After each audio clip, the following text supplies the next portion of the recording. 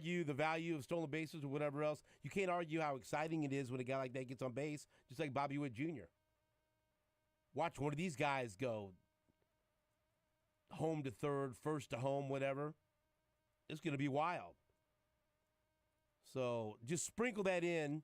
You've got preseason football between the Chiefs and the Lions. I'm sure that everyone, or at least most people will feel like that's the headliner, but it's preseason football. And it's hard to say that's a headliner when you got the Royals chasing a wild card spot. But, man, just highlight, this is awesome because for a long time, Jake, we watch these matchups and they feature it on SportsCenter and say, two of the best players in baseball, maybe the two best young shortstops, two dynamic talents, and it would be the Dodgers and the Mets or the Yankees and whatever. No. Royals and Reds. And our guy's the best. As you see, you haven't said nothing. You say nothing about this? You said one thing about my shirt? I love it. Bobby Baseball. Bobby Baseball. That's why I'm wearing the shirt. I need to get me and boys are playing some ball shirt. I got one of those too. But listen to me. I love it. But this is why I bring in some extra juice to this matchup. Would I be wearing this if I wasn't this excited to watch these two guys play baseball tonight? I mean, tell people what I'm wearing, the Bobby Baseball. Bobby Baseball shirt with Thank you. A sweet image of Bobby. Bobby.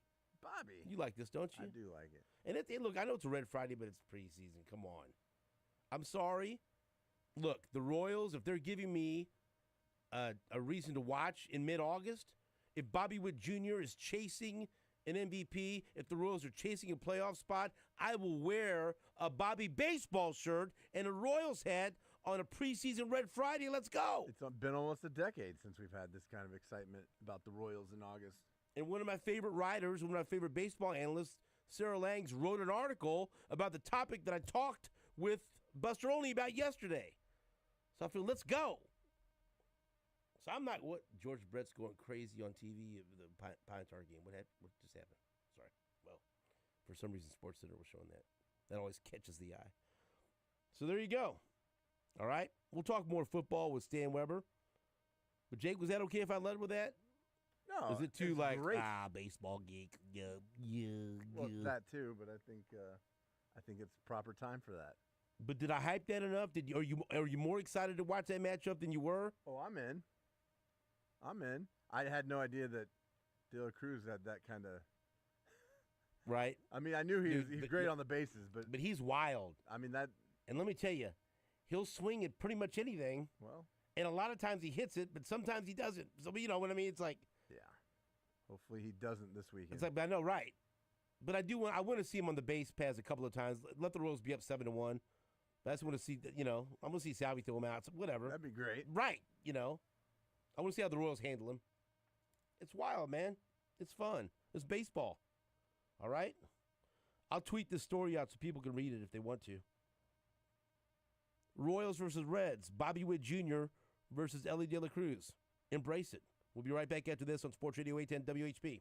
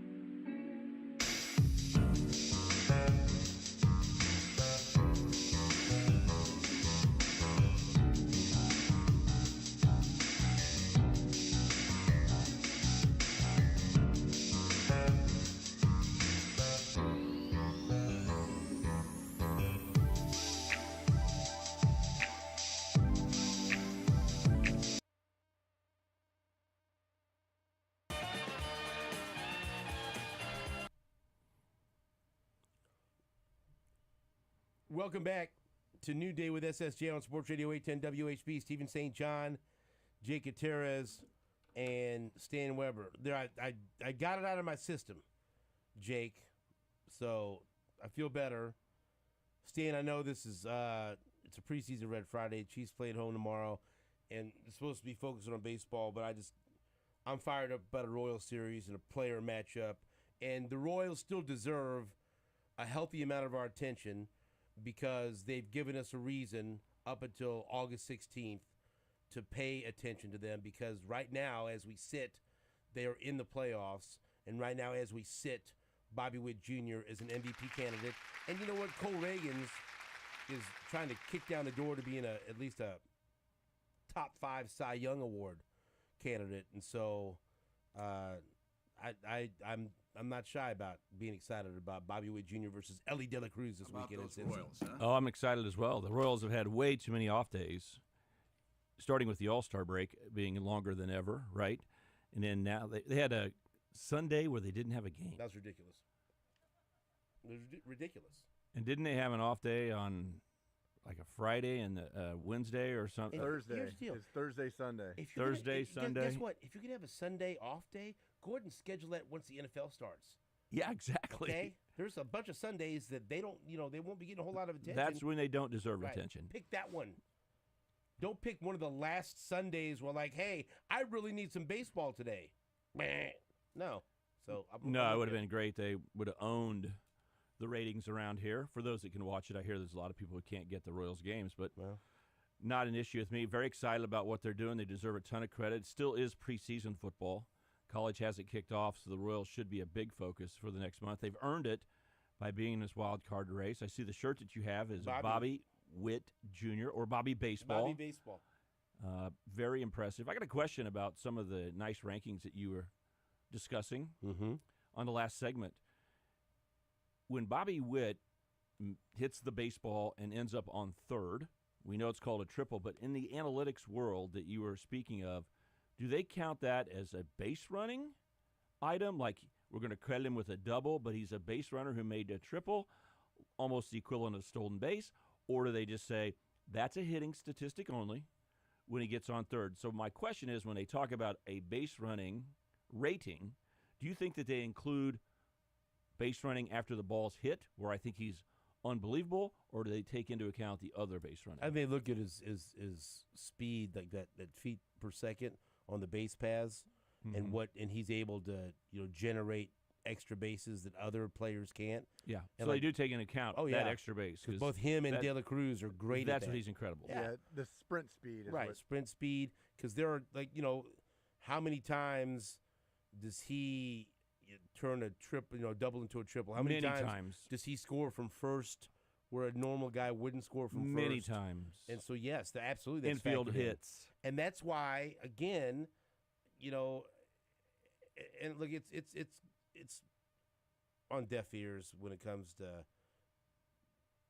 who votes for the MVP, because I feel like everyone's already voted for Aaron Judge in their minds, right? But that's why you have to, if you're a Bobby Witt Jr. supporter and you're trying to get people to realize that he's the best all-around player, those are the things you have to talk about. Premium position, shortstop, defensively, how good he is at shortstop. And then on the base paths, how he can make a difference. Of course that makes a difference. Of course, when you got a guy at first that can score on an extra base hit that normally he'd end up at third base, of course he's lethal, and that's what the point of the article was. With these two players in particular, there's really right now no one better as an all-around player when you factor in hitting and fielding and base running than these two kids we're going to see showcased, and they both play shortstop. Well, I know the analytics are a big part of baseball, even to the actual teams. And the organizations, down to the manager, are playing off of statistics and actually changing the way they play baseball. Launch angle, speed coming off the bat, things that no one used to care about. Right. The reason why I ask is I'm kind of into this detail. I kind of wonder if he gets a triple, if the analytics people are just saying that is a hitting function. It has been through our whole life. That's a triple. But if you're going to give him credit for getting to third when everyone else would have got to second, then you shouldn't give him credit for being a triple. You should say he got a double, and his base running got him to third. Are they double counting? That's my question, because I'm very interested in that. I know you don't have to have the answer. I'm just saying that's the kind of detail I would be thinking about. You can't have it both ways in my mind. He hit a double equal to other guys who are slow, like Salvi. Salvi might have got a single, but his hit should have been credited as a double, because his base running is so poor. But I will say this, for rooms for improvement, you talk about Patrick Mahomes, you're constantly looking like he's the best in the NFL. How could he get better? They're looking how he can get better. I think Bobby Witt has made a ton of mistakes on the base path. Getting picked off. He's been picked up, I think, 6 times. I think it has made some. Yeah, I think it's a weakness of his. And you said it was like super high rated, and I go, well, okay, the extra bases, I get it. The speed for a second, I get it. But I think there's a lot of room for improvement in his decision-making and his ability to steal. Even though he's got a number of them, he gets thrown out a little too much, and he can't go get the base all the time. I think he's great. Right, but I don't want him to change, because when people complained about him, remember in the 9th inning of a game earlier this year, and he chased the first pitch, and people lost their minds? Well, his pitch selection will get better as he gets more experience, but then you can't complain about that and then marvel at the home run he hit the other day that was That's almost right. 4.5 feet off the ground. You got to take it all together. I Because totally agree with you. no one in baseball hits a home run on that pitch. That's a softball hit. And no Royal has done it since they've measured that since 2008. That's Jake in the old man softball league right there. And so eye level, rip. He does things, and so yes, he needs to be more. I'm just saying some of the base running decisions. Right, but that's getting picked off, right? But I mean, I still want him to be aggressive. Oh, I agree. Because there's going to be times when, especially with his team struggling to score runs, when he gets walked, he's going to need to steal second base. Or he's on first, he's going to need to steal second. Or you're going to need him to take that extra base. Or you're going to need him to try to score. For instance, I totally trust him. See what you think. If we need to take the extra base. Yeah. If he's on first, and it's more of a single than a double. It's got right in that middle range. The two outfielders are converging, let's say. And should he rip it on home? Like, this is a time where you say, we better send him. I trust him that he'll get there. And that's part. But I do not trust him if he gets a walk and you need him to get to second base. Well, that's base stealing. I don't think. Yeah, I'm just saying. I'm surprised he's got that big a rating, because I think that is an area of his game where he hasn't dominated this year. I think a lot, and they do separate base running and base stealing, and so he does need to get better at that, but he will. Like his pitch selection will get better just as he gets more experience. Just like his fielding's gotten better. Yeah, and his feel for reading pitchers when he's leading off will get better. But he has things that you can't teach. Oh, right. Like you're not going to develop someone into the sprint speed that he has on the base pass. You're just and with power, right? And the hand-eye coordination that you see that allows him to hit a home run that high out of the park. It's like what is that? What is that? And so he has all these things, yes, and that's his skills being more refined, and so he absolutely. And he's improved a ton. I think his improvement level from where he was in the first month of the season to now, that I think he'll continue the rest of his career playing at this level, is amazing.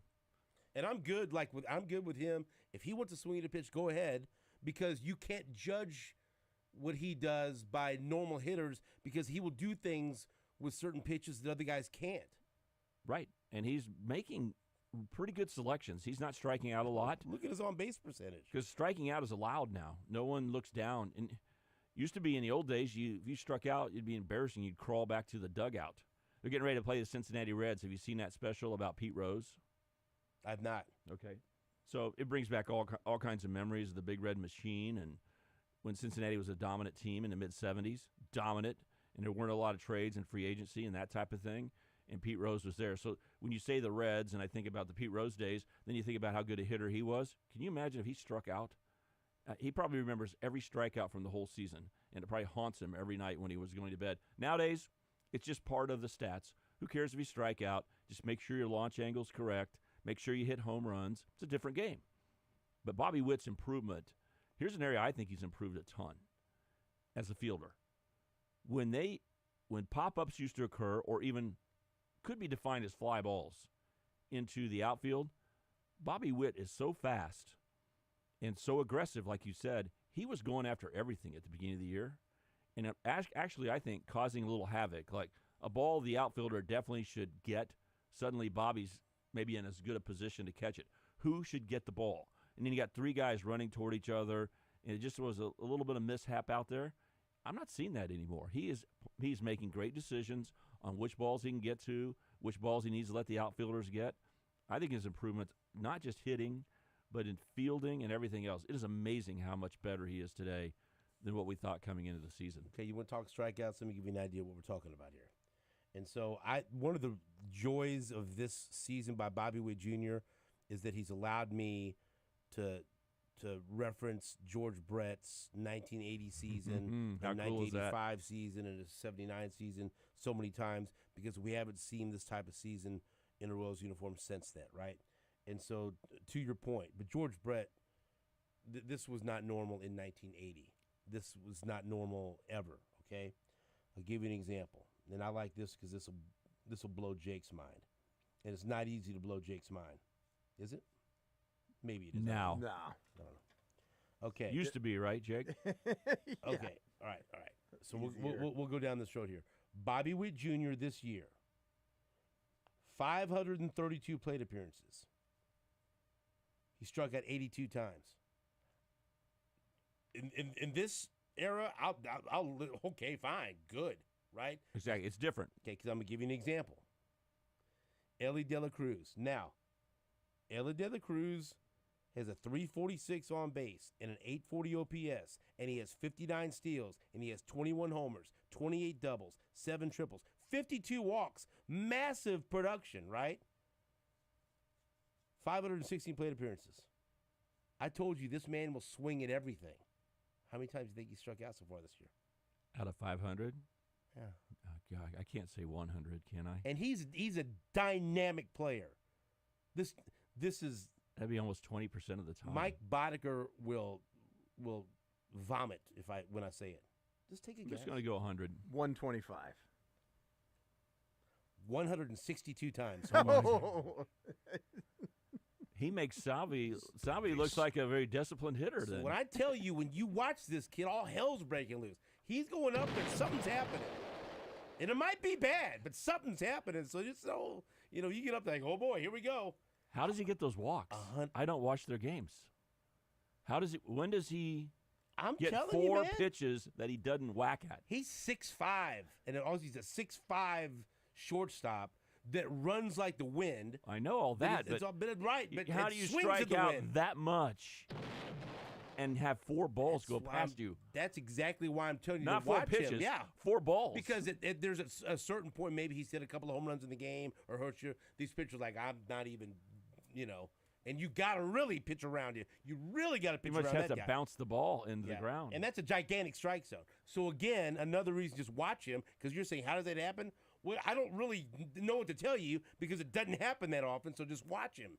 It's just like this weird unicorn, like 162 strikeouts, 59 steals, 21 homers, great defense, and he's 6'5" shortstop. Right. And you have those the walks also. Yeah. I mean, it's almost as if there's never a ground out or a fly out with him. Right. It's like a wiffle ball in the backyard. Right. And every walk or home run. And every strikeout. time he gets on first base, he's going. And then if he gets on second base, he's going. Because like I told you, there's been several times he's stolen multiple bases on the same inning. Okay. I love having a stolen base back in baseball. So here we go. Here's the icing on the cake. What is going on back there? What was that?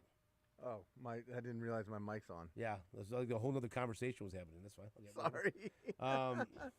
I'm like, should I pause? Is this a clip of someone striking out? That's why I was trying to get Dan Patrick saying, and the whiff. So listen to this. So now I've given you those numbers of 2 of today's young superstars. George Brett in 1980. He got hurt a lot that year. Yes. So how many total at-bats did he have? He played in 117 games. He had 515 plate appearances. He's right in that same point of at-bats. Right. 449 at-bats. Now, besides hitting 390, my favorite stat from that year, as I've repeated it many times, he had 117 games, 118 ribbies. He had more runs driven in than games, okay? How many times did George Brett strike out in 1980 when he hit 390. 22. Yep. Yeah. 22. Really? That's how many times he struck out. 22. 22, Jake.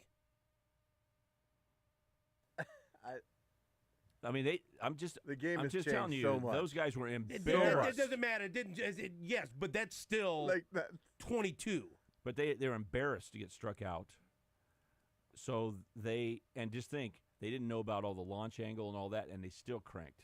Okay, so in 1977, when he played 139 games and had 627 plate appearances, Now we're talking.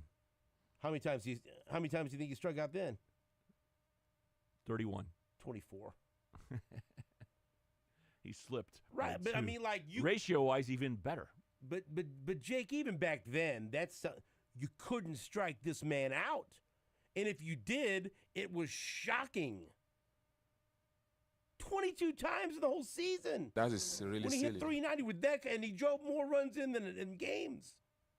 So right, it doesn't register. Just like the Ellie de la Cruz, that doesn't register. It doesn't like how could he? How could you? How can you? So watch the games this weekend. That's what I'm telling you. You might wonder if athletes want their records to be pushed and maybe even broken. You can't always say that these athletes want their record to be broken, but someone getting close and bringing excitement to it, guess what it does? Brings their world back to life. Like George sure. Brett. You know what I'm saying? Like George wants to be the greatest Royal ever, probably. Deep down, he hopes he's the greatest Royal for another 200 years. He likes talking about Bobby, though. Well, I know, but I'm just saying, yeah. He probably hopes that he's the greatest Royal ever. Why wouldn't he? But by Bobby doing what he's doing and threatening what happens if he hits 391 or something like that, George's 390 will not be as good. But look how much we are able to talk about George and bring him to life to a whole new generation. It was amazing. I mean, George Brett, there were those times where he had that hard grounder to second base that, we could probably field. It'd be hard, but it would be right in between our legs, right there at our mitt. Remember those few ground outs he had? But other than that, you had to watch every at-bat because he was ripping the ball. Even if the outfielder caught it, it was on a line and looked like it was a double. It was amazing how, he never struck out, basically. All you got to remember is in 43 playoff games and 184 plate appearances, 166 playoff at-bats, he hit 337 with a 397 on base and a 627 slug. That's an OPS of over 1,000. Clutch. He was clutch. 10 home runs in 43 playoff games. That's all you got to know. How many hits did he have total? 56. So 10 out of the 56 hits were home runs. 8 doubles, 5 triples. He had 17 walks and 20 strikeouts. So 23 extra base hits out of 43 games. 56, did you say? 43. Oh, yeah, 56 hits. Oh, my gosh. Yeah, that's all. I mean, all the memories we have, sometimes you build someone up bigger in your memory, especially when you're a younger person, than they were. I don't think that's true of George. I think we were completely objective when we were amazed. All you have to do is understand that, okay, Bobby Witt Jr. is having how great is this series having? His OPS is 1,009. George Brett's postseason OPS was better than Bobby Witt Jr.'s OPS this season. And then they had guys like Hal McRae that were great. How about Willie Wilson winning a batting title? And they're not even comparable to George. No.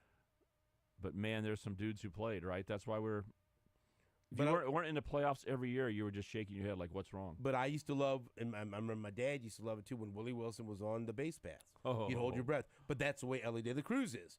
He gets on base like, oh, boy, let's watch. Come on, Salvi, get him. It's great. It's awesome. Can't wait.